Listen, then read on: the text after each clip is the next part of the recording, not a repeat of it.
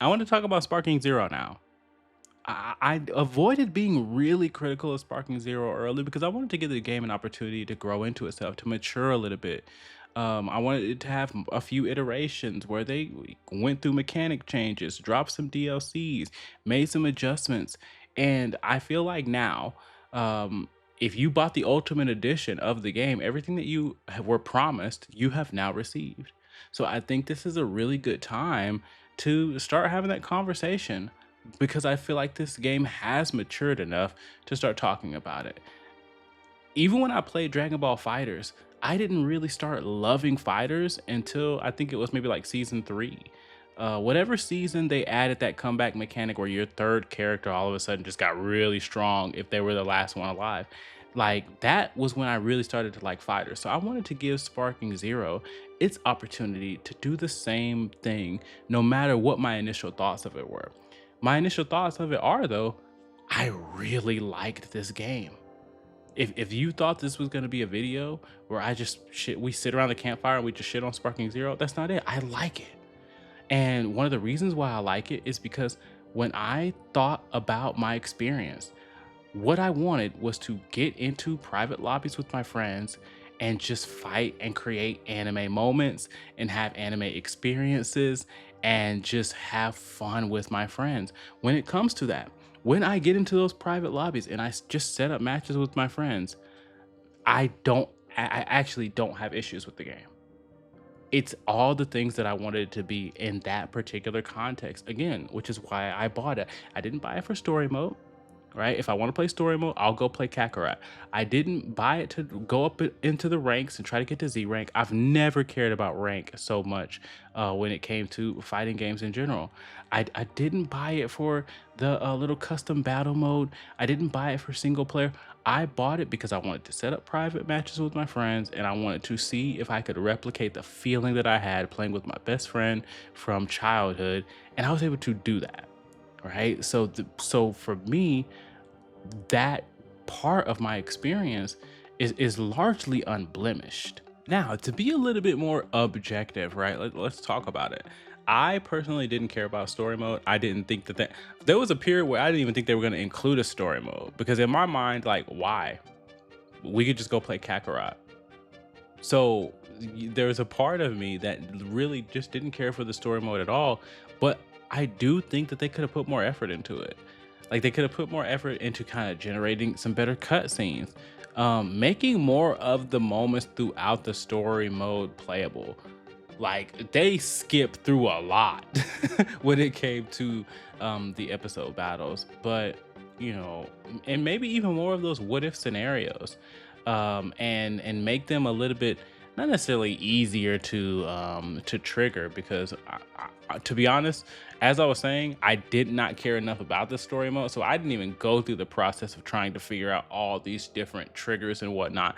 As I was saying before, jumped right into playing with my friends and doing a little bit of story mode just to unlock the characters that I wanted to use. But I hear people's complaints about the story mode, and I'm like, yeah, that's valid. Yeah, that's valid. I think that custom battles probably could have been something really cool and really fun and really interesting. I think it could have been a valid substitute for single player content if it was, to me, it seemed very complicated. Like, I don't know. I never really felt confident in my ability to create a custom battle. I played some custom battles online that I thought, man, these were fun. Whoever created this, like, this was cool. But I just don't think it was quite, it just wasn't intuitive enough. Even now, if I wanted to create something like really cool, I don't think that I could do like there's a lot of it that I just didn't understand. And I do think that it could have taken the place of a lot of the single player content that people are asking for. But then again, it's one of those things where you're still having to be connected to the internet because you still had to be able to access some of the stuff that people were creating. But I don't know. I think in concept, it was a really good idea that just flopped. Sometimes good ideas just flop, or maybe they just fall out in execution. And so, between episode battle and the custom battles, yeah, they really weren't that great. Now, I said time and time again before the game even came out that a lot of the issues were going to be community issues. And I think that that came to fruition. But I can honestly say that when I did get online, like when I wasn't playing with my friends, I didn't run into a lot of the stuff that people were complaining so much about. Yeah, I ran into a few matches where people quit, like early on when people weren't getting punished for leaving matches. Yeah, I ran into a few people that quit, but I didn't even run into a lot of the spammers. I can honestly say, for the most part, I ran into a lot of people that wanted to fight. I think my only issue, and this is more so, this is not really about Sparking Zero because this applies to a lot of other fighting games as well. I really like running sets. And I hate that right now I'm kind of like stuck in this generation of people that do not want to run sets. They want to get their win, or if they lose and they don't feel like they can win, they're ready to move on to the next fight. But for me, it's always been super exciting to have those first 4 or 5 matches, 5 or 6 matches.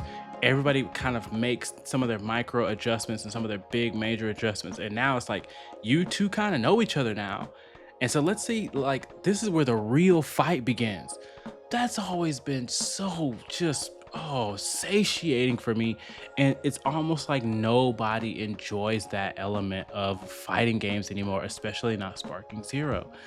Um, and even when they did, like, even when I felt like me and a player were having a good feeling, like like we were getting some chemistry fighting each other and we were enjoying it. And I can never really know for sure, but even when I felt like that, it seemed I didn't like that it was like what a first to three, or a first or a best 2 out of 3, and then you're disconnected with that person and you got to set them up in a private match. What happened to the days where like you're in player match, or you're in, what do they call it, casual match, for a reason, and you could play that person forever if you wanted to?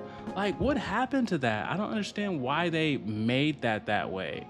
Which kind of brings me to some of the other stuff that were such issues early on. People not being able to just go into a normal casual match without having to be thrown into rooms. I thought rooms were cool, but then again, um, I don't know. I wish it would have been a different version of kind of like King of the Hill type lobbies, because it turned into a thing where you'd get thrown into a lobby, you'd see people in there, like, oh man, this would be cool to kind of hang out with these people, and they just kick you out. I was kicking people out too because I wanted to just play with my friends. But I do agree that that was a big issue early on. Like, you could play ranked, or you could get into lobbies with people that didn't want to play with you. And so those are kind of some of the issues that I think that I had for the most part with the game.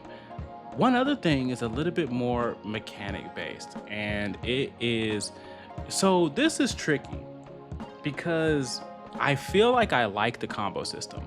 I feel like the combo system allows for a lot of expression.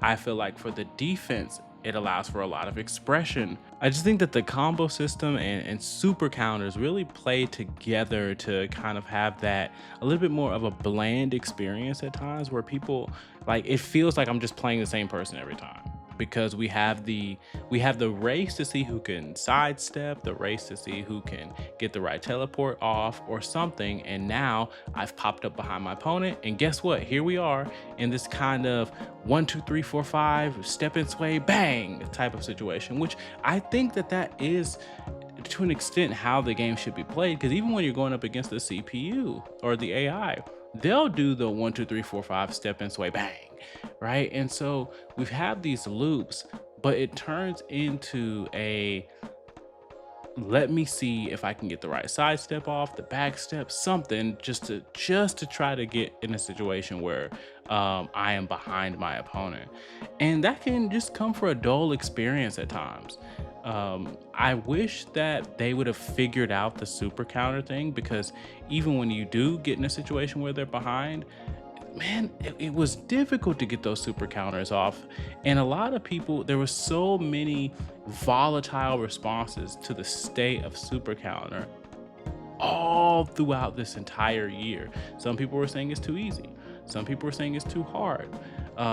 Some people are saying that the window is too tight, or you can't actually get them off at all if you don't have the perfect connection. So there was so many different things that people were saying, and it just made it a struggle because it was one of the only ways that you can combat one of the biggest used strategies, right? And so now we're not even able to see, like, the same way they did with perception. I think they did a good job with perception because when the game first came out, it was spam, spam, spam perception into oblivion. It made it really difficult to have any type of pace in your fights. But they kept tweaking with it. They kept tweaking with it. They kept finding different nerfs for it. They kept finding different things to where it just wasn't a spam fest on perception. And I think we see the effects of, you know, how the pace of the game plays, because it used to be if you stood still for a second, you could look at your opponent and your opponent is going, trying to, you know, use perception on you. And so I feel like they did a good job of reeling that in, but they never figured out exactly what they wanted to do with the super counters. And I think that created a little bit of a I feel like there's still style. I feel like there's still a little bit of personality, but I feel like we had the tools to have far more personality, far more style, far more individualistic elements. But that super counter, and there's just the volatility of being able to pull it off, made it where people said, hey, if I can just get behind my opponent, I know the volatility of that super counter is going to make it where I can get a ton of damage. Because again, like I was saying, you don't have a ton of health. And so one missed time on a super counter, one good combo, one good finisher, and the match is pretty much over. And this little part is not meant to be like, oh my gosh, super counters are so terrible or defense is so terrible. But I'm seeing where perception was and how much it has changed and how it has affected the flow of the different fights, allowing people to be a little bit more free and play the way that they want to play and actually be able to see, I'm playing somebody different than the last match or the match before that or the match before that. Because again, your personality, your style, your mind, your creativity, your approach to get to the game can show up, right? Because of the changes they made to perception. I want to see I want to see them get that right with the super counter, because I feel like they're close, but they're not quite there yet. So, but to be honest, now that I think about it, outside of that, I don't have very many issues with the game. I've had a lot of fun with the game. I'm excited to see where the game is going to go after this. I think the only thing that kind of irritated me a little bit was I don't understand why they didn't put the what do they call it, the Tamagotchis. I didn't understand why they didn't end up in the DLC over the girl. Like that seemed like a clear move. Like I just remember when it came to Tenkaichi 3, they just had a bunch of like random people in the game. Like people that you wouldn't even expect to show up. Tao Pai Pai. I think I honestly want to think they may have had Farmer with a shotgun on there. They had a Raleigh on there. They had so many different characters, and honestly, I feel like that in and of itself was kind of the spirit of Tenkaichi, right? Like we're gonna put a lot of different opportunities for you to play with different characters. And again, at this point, a lot of people are using the same characters anyway, so it's not a big deal that, you know, some of these characters that I expected to be in or that a lot of people expected to be in aren't in. But it's still just the spirit of Tenkaichi. For those days where, hey, let's go do something dumb. I'm gonna pick a Raleigh. I'm gonna pick the Tamagotchi. Let me see if I can make an all Android team. Let me see if I can make a Frieza race team. I tried to make a team with all Boos.